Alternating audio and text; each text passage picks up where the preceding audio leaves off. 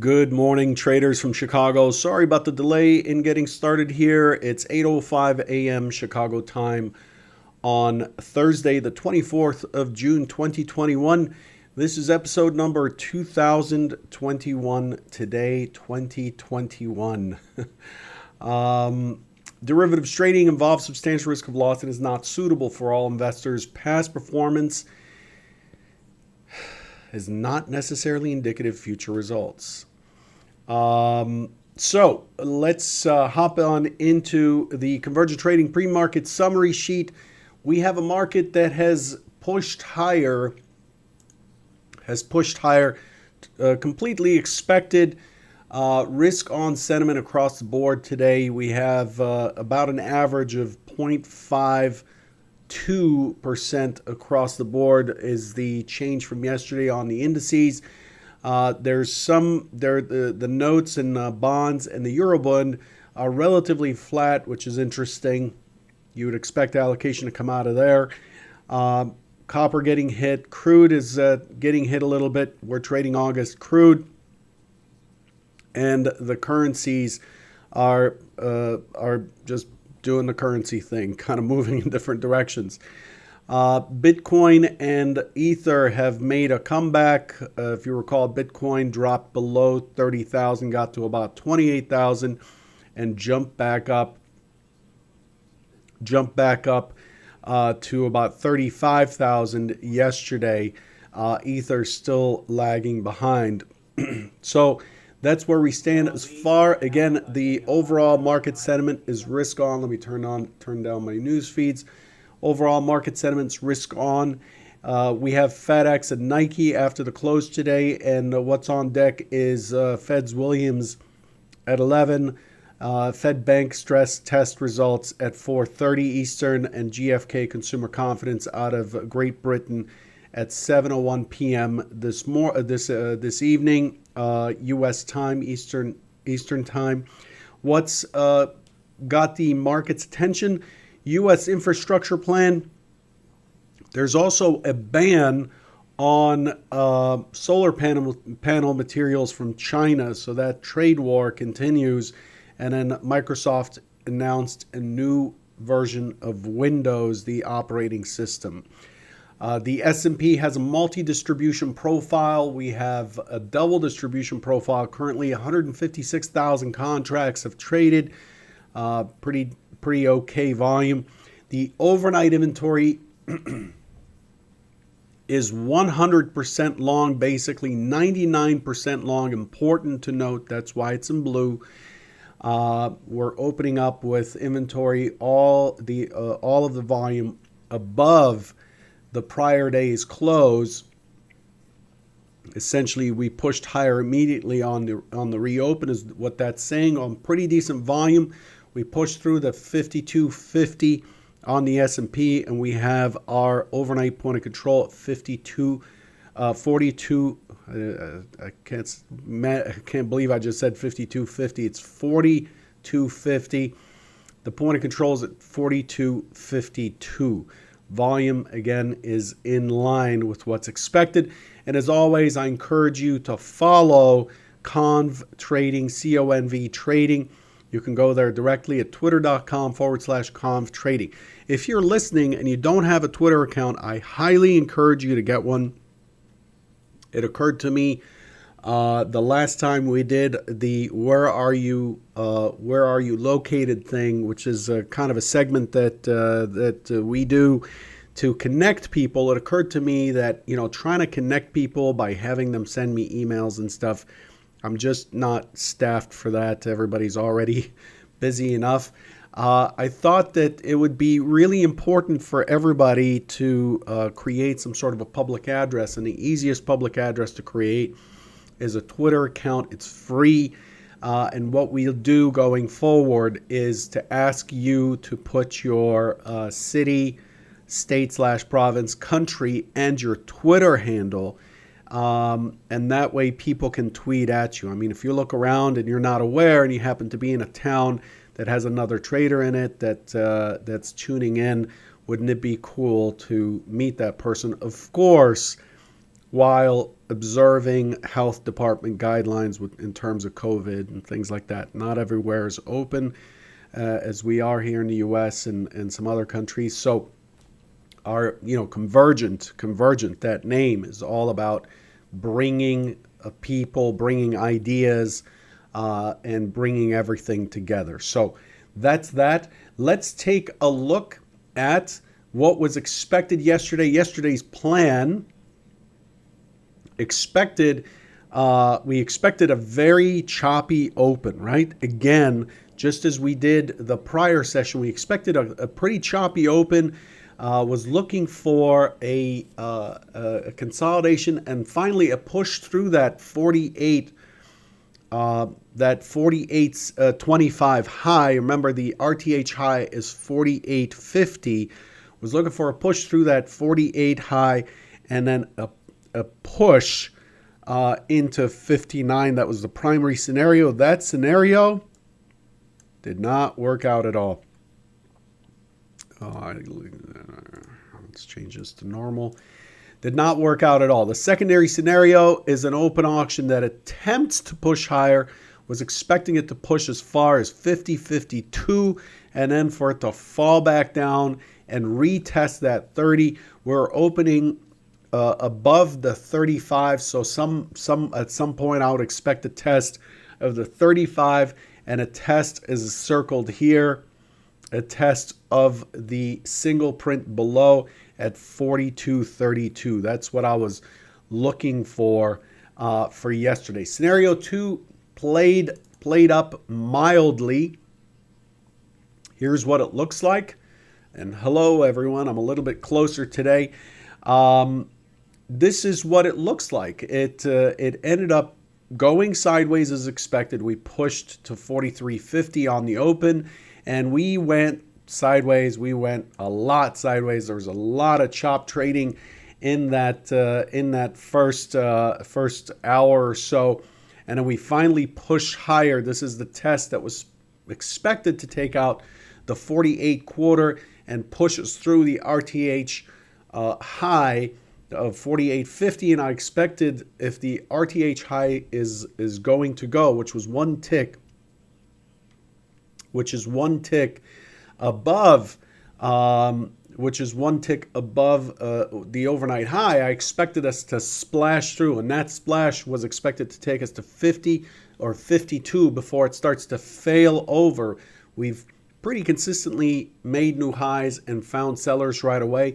I expected it to fail over, to turn around and go to 30, which was down here, 30, and then the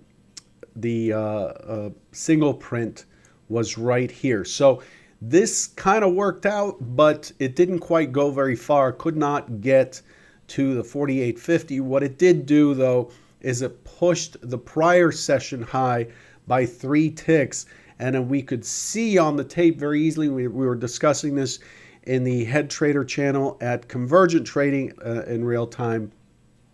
We could see that the market could not sustain those prices, and it was hitting the bid, and the expectation is back to the mid, and then it consolidated and finally pushed through the initial balance low, giving us a normal day before it consolidated. Yesterday, relatively poor opportunities. I mean, let's look at this one chart here, which I really like referring to, the rotation analysis. You guys saw this last Friday or something like that. There it is. This is the rotation analysis. This is a day trader's chart. Okay, this is a 4-tick Renko chart, and we're measuring the rotations, and we define the top of a rotation as something that has just had a 10-tick or better pullback. And you could see in this chart that, last Wednesday on the FOMC, we had a lot of rotations, and the blue is the number of rotations. You can see the scale on the right. The blue is the number of rotations, and the green is the number of ticks available. If you had, with absolute sniper precision, caught the high and low of each one of those rotations with a 10-tick reversal, you would have ended up with something like 30, I forget what it was, on FOMC day. It was some crazy number, some 30 some odd, 3,800, I think, ticks for the day. But that's not what we're striving for. What this shows is the availability of opportunity intraday, in my time frame, which is a 4-tick Renko on the trigger chart. So if I'm scalping, the availability yesterday was for 33 rotations and 661 ticks. 661 ticks. And the important thing I'm pointing out here is that it is really falling quite dramatically, right? And so yesterday didn't give us all that much in terms of rotations. And as I wrote in the Head Trader channel at Convergent Trading, I said it's a miracle that I'm not down for the day, given the way it traded in the morning. I mean, every trade was like, oh, okay, great setup, goes a couple of ticks, and then it just goes the other way. And it just didn't seem to follow through, given the fact that we are opening at the top end of the range on top of the highest high volume node against all-time highs. You would expect that the market is likely to step on the gas and push this thing through, and it just failed to do so yesterday. Despite all that, we ended up with a negative delta, and we finished the day with a negative delta, but so was price. Price was below the open with a delta below the open. And so yesterday was just a throwaway day, kind of like expiration day last Friday. So that's yesterday. Here's where we are since yesterday. We have a market that opened right up from the close. Settlement is at 3150 settlement yesterday, the official settlement, and we push right back up into the 42, pull back to VWAP right there, and then the Europeans had come in right in here for a strong push, and now we're holding and consolidating in this very prominent overnight point of control, new high volume node in a new area. Remember, the overnight high is, can somebody remind me what the overnight high is? It was 58 and a quarter. 58 and a quarter is the overnight high. The overnight all-time high. The overnight high is 54.5. Okay, so let's get our facts straight. 42.48.50 is the day or the pit session high. This is significant because we want to know the high when the stocks, the underlying product, the 500 stocks in the S&P 500 were trading. So that's important. But then in the extended hours, the S&P has pushed as high up as 58 and a quarter, and tonight's high is 54.50. So we are not quite there yet. We're above the RTH high. We're still below the all-time high. But in either case, we have another flag formation right here, and this is likely to continue higher. I mean, think about it. The auction. What have we done? How good of a job? And what we've done is we have pushed up. We have consolidated yesterday. We consolidated through most of the overnight session. Later in the overnight session, the buyers were able to shove prices higher and to hold those prices near highs. So if prices could be held near highs, it tells us that prices were not too high or high enough to entice sellers to come in and just unload by hitting the bid and flashing prices down. And this means that we have not found our key sellers, and we are likely to push higher into all-time highs. So today is not likely to be a day to fade. We're opening out of balance. We're opening at new all-time highs in a gap up against the prior RTH sessions. And so that's where we stand coming in. And knowing this, we don't want to get heavy on the short side. If we're not heavy on the short side, hey, I might have saved you a few dollars or a few $100s or a few $1,000, depending on the size you trade, by telling you to avoid getting too committed on the short side without the market actually showing us that buyers are not able to lift anymore. So this is important information to keep track of. We have a high distribution, a low distribution, and we're maintaining the high distribution.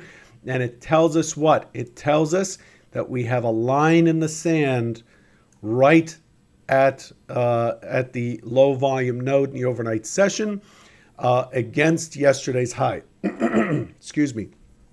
Against yesterday's high. So keep an eye on that 46, 45 area this morning. As long as it holds, which it has the VWAP there right now, as long as that area holds, don't sell it. The prior session high was 45.50. Yesterday's session high is 46 and a quarter, and then now we have a low volume node in the overnight session right there with 48.5 being the all-time high. So 48.5, 46 quarter, 45.50, and a low volume node in that region. This is the definition of a line in the sand. If all of that cannot hold, then we are likely to rotate back down. And where would we rotate to? We would rotate to 42.39, yesterday's point of control right here. And the next would be the MC point of control, which was at 35.5. Okay? Confusing, a lot of information overload. Just telling you the lay of the land. Good delta overnight, good price overnight. We're likely to squeeze some shorts today. Just squeeze those shorts. So let's get into what's expected for today. I know it's a lot of stuff to absorb, but you've got to know the story. As a trader, you have got to know the story of price. You have to know how things are migrating so you can line in. You need to know, you need to listen for the rhythm and the notes being played by the orchestra before you jump in and start, playing your violin or playing your sax or whatever instrument. You don't just jump in and just start playing, because you're liable to create a lot of noise, which creates a loss for you. It's much more important to just listen for a little bit, develop an idea of where you are in the sheet music so you can flow right into it, and that's what we call context or following the narrative, which is what I provided. Expectations for today. Open auction out of range. Whoa, that's a thick pen here. Let's get rid of that. Normal. Reset. Okay, open auction out of range, out of value. I'm looking for an early squeeze that takes us into this area that I talked about last week. Multiple measured moves. 42.59, 62, 63 half, 64. This area here, 59 to 64. Multiple measured moves.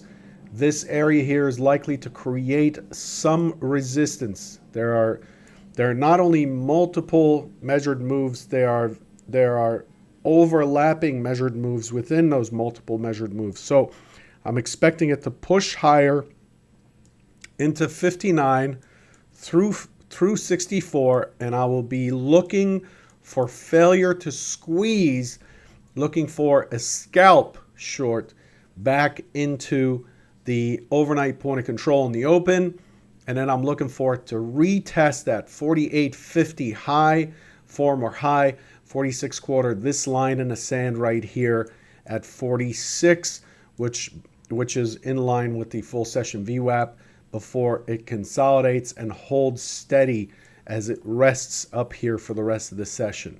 Okay, that's the primary scenario.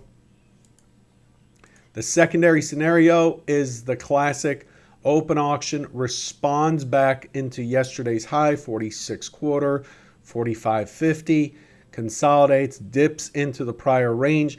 It can go as far as 42 on the dip, 42 before we run into value high, and then pushes higher. So now we get the impulse back to the open, consolidate, and then squeeze to 59.64 or whatever and finish strong. Less likely that we would finish strong. The market has done a better job testing and falling off than testing and holding at new all-time highs. It's just a great opportunity to take money off the table at new all-time highs. If you're holding a big position from 3,800 and it squeezes every time, your program is likely to be that you would unload some of your position with every all-time high so you can lock in profits. This is what's expected. Get ready to trade. We're in 4 minutes. Good luck. I hope you picked something up today and you can apply it towards your trading plan, and you're serious about your performance. And it all boils down to process routine. You've noticed that every day in 2021 Trader Bites, we have done the same thing every day. That is the core, that is the foundation of what every trader needs to do. And this comes from not someone who's learned this in a closet, but doing so in a prop shop and in a prop environment, in a professional environment. So I'm just relaying that to you for your use. Good luck.